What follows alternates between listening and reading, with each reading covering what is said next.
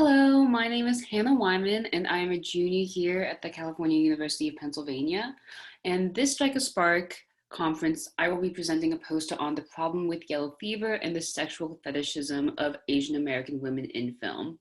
So this project actually came about through a paper that I wrote for a class about 2 winters ago through the Women's Studies Department called The Examination of Race, Class, Gender, and Sexuality in Media.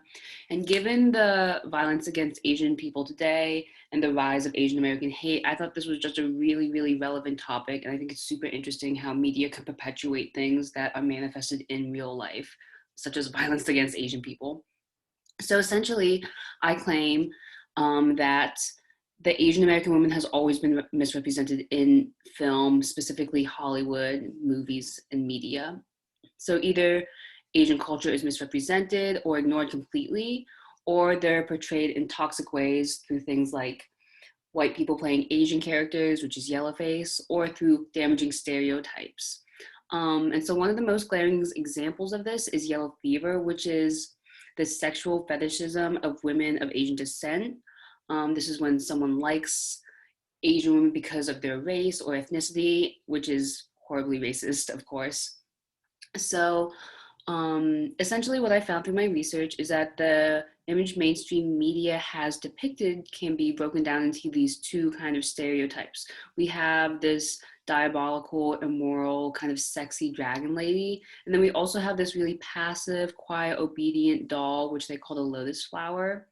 And so obviously both of these are gross stereotypes as Asian women, like any women, have multitudes and they cannot be put in these two specific boxes. Um, but essentially, they are just kind of reflective of America's exposure to Asian women through immigration and military involvement in Asian countries, which is another whole conversation.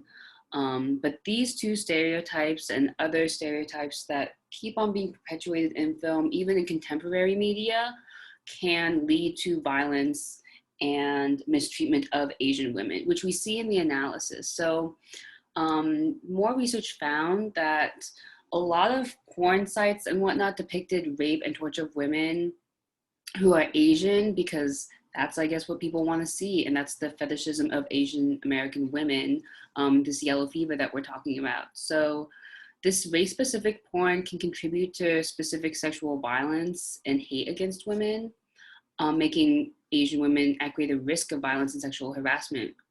Yellow fever can also result in a psychological burden on an individual. So Asian girls or Asian women grow up being kind of unsure about love or cautious about men because they don't know if they're being targeted as an object or as an actual person. So that can really be damaging and have negative effects on a young girl's psychological development in terms of romance or how they view themselves and identity. Um, and so essentially, this, what more research found is that these things are portrayed or perpetrated because there aren't that many Asian people in media. When we look at directors or actors or producers, there's not much representation there. So how can there be representation on the screen? So conclusively, the way that media portrays and continues to portray Asian American women is definitely harmful through fetishization and yellow fever.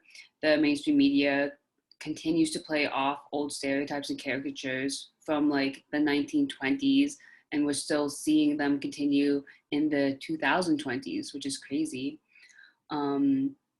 So like I had mentioned before, these representations transform into psychological burdens and even race-specific sexual violence aimed towards Asian American women.